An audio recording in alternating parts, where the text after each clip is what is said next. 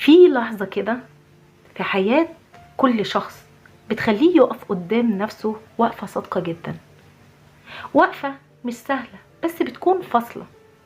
اللحظة دي بتبقى لما تلاقي نفسك تعبت أكتر ما انت مبسوط، لما تلاقي نفسك بتبرر أكتر ما بتعيش، لما تلاقي نفسك بتسكت وانت جواك ألف صوت بيصرخ. بتبدأ تسأل نفسك سؤال بسيط جدا: هو أنا ليه تعبان كده؟ ومش دايما الإجابة بتكون واضحة من أول مرة، بس مع الوقت ومع التكرار ومع الخذلان اللي بيتكرر بنفس الشكل وبنفس الوجع بتفهم إنك مش في علاقة طبيعية، لأ، انت في علاقة سامة. العلاقات السامة مش دايما صوتها عالي، ومش دايما فيها خناقات كتير. اوقات كتير جدا بتكون هادية ناعمة، بس بتاكل منك حتة حتة من غير ما تحس. تلاقي نفسك بتتنازل مرة مرتين 10 مرات وتقول عادي، وتقول ما هو مش قصده، وتقول يمكن انا اللي مكبر الموضوع، وتقول مش عايز اخسره، وانت مش واخد بالك انك كل مرة بتقول عادي فيها انت بتخسر نفسك. ايوه، بتخسر نفسك. خلينا نتكلم بصراحة ومن غير تزيين.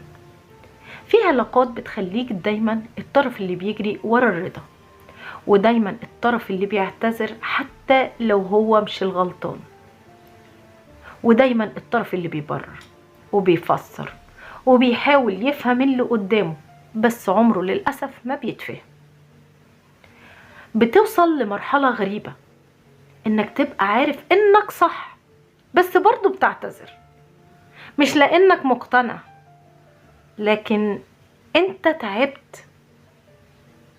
تعبت من النقاش، تعبت من الزعل، تعبت من انك دايما اللي بيفهم زيادة عن اللزوم.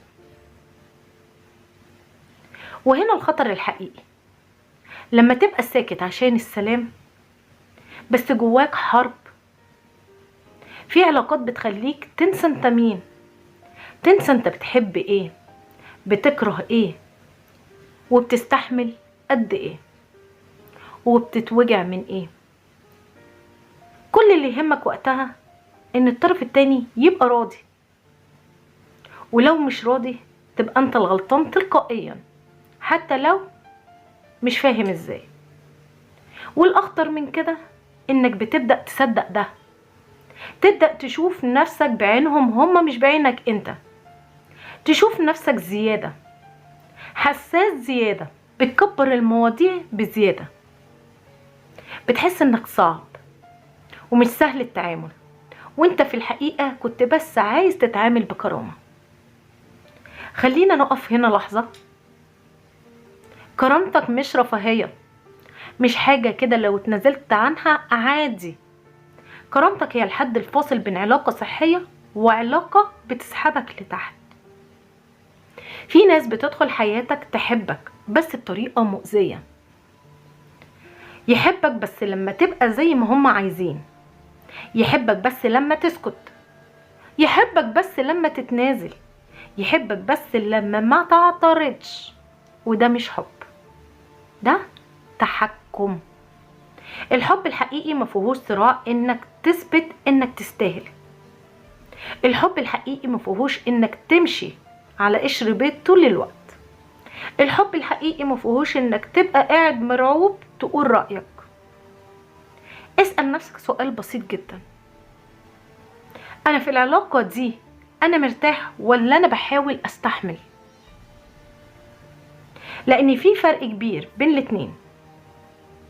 الراحة انك تبقى على طبيعتك من غير ما تفكر 1000 مرة قبل ما تتكلم او تقول رأيك. اما الاستحمال هو انك تكون دايما حاسب خطواتك. وفي فرق تاني اهم: الراحة بتديك طاقة، الاستحمال بيستهلك طاقتك. تعال نتكلم بقى عن التنازلات.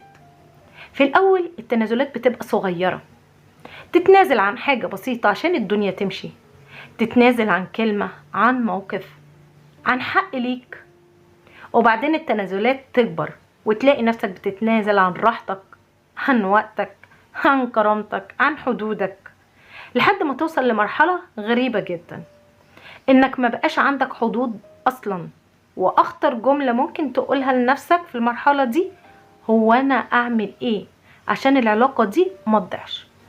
لا، اسأل السؤال الصح: هي العلاقة دي تستاهل اني اضيع نفسي عشانها؟ في فرق بين انك تحافظ على العلاقة وانك تحارب عشان علاقة بتسحبك من نفسك.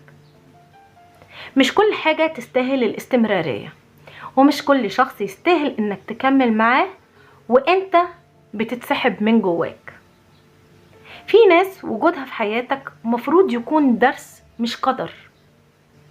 تعال بقى نقف عند نقطة مهمة جدا: ليه بنكمل في العلاقات السامة رغم اننا متألمين؟ الإجابة مش ضعف، الإجابة أعمق من كده بكتير. أحيانا من الخوف من الوحدة، الخوف من البداية من جديد، الخوف من الفراغ، الخوف من إنك تغلط في القرار، وأحيانا التعود. تكون اتعودت على الوجع لدرجة إن الوجع بقى مألوف بالنسبة لك. وفي أحيانا الأمل، ممكن تكون حاطط أمل إن الشخص ده ممكن يتغير، ممكن يفهمك، ممكن مع الوقت يحبك صح. بس الحقيقة اللي صعبة شوية عليك: مش كل الناس بتتغير، ومش كل العلاقات بتتحسن، ومش كل اللي بتديه بيرجع لك. وفي نقطة لازم تتقال بصراحة: مش كل اللي بيقولك بحبك بيعرف يحبك صح. علشان الحب مش كلمة، الحب فعل، الحب احترام، الحب أمان، الحب إنك ما تبقاش دايما قلقان. خلينا نقولها كده بشكل مباشر: لو العلاقة بتخليك تبكي أكتر ما بتضحك، دي علامة. لو العلاقة بتخليك تشك في نفسك طول الوقت، فدي علامة. لو العلاقة بتخليك تعتذر عن حاجات انت مش غلطان فيها، فدي علامة. لو العلاقة بتخليك تمشي على أعصابك عشان ما تزعلش الطرف التاني، فدي علامة كبيرة جدا. والمهم هنا مش بس انك تشوف العلامات، المهم انك تصدقها. لأن أصعب حاجة في العلاقات السامة مش إنك تعيشها، أصعب حاجة إنك تقتنع إنها سامة. تعال نتكلم عنك أنت بقى. أنت مش مطلوب منك تكون مثالي، مش مطلوب منك تستحمل كل حاجة، مش مطلوب منك تضحي على حساب نفسك. أنت مطلوب منك حاجة واحدة بس: إنك تكون صادق مع نفسك. اسأل نفسك: أنا مستحمل ليه؟ أنا بتنازل ليه؟ أنا ساكت ليه؟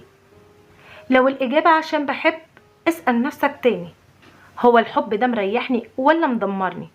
الحب مش المفروض يكسرك، الحب المفروض يبنيك. في ناس لما بتمشي من حياتك بتحس في الأول بوجع، بسحبة روح، وده طبيعي جدا. أي تغيير فيه وجع، بس بعد شوية بتبدأ تاخد نفسك، بتبدأ تفوق لنفسك، بتبدأ تحس إنك كنت مخنوق وإنت مش واخد بالك. وهنا بقى اللحظة المهمة: لما الهدوء بيرجع لحياتك هتفهم إنك ما كنتش بتحب زيادة، إنت كنت بتستحمل زيادة.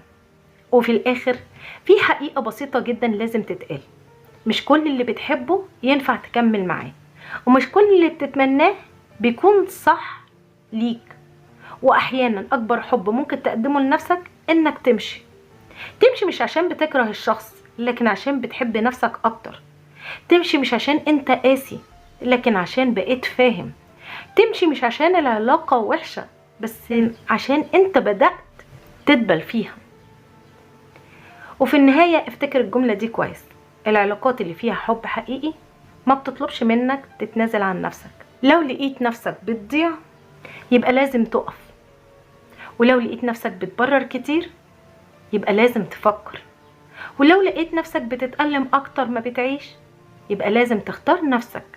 لأنك في الآخر مش هتتسأل إنك استحملت قد إيه، هتتسأل إنك ضيعت نفسك ليه.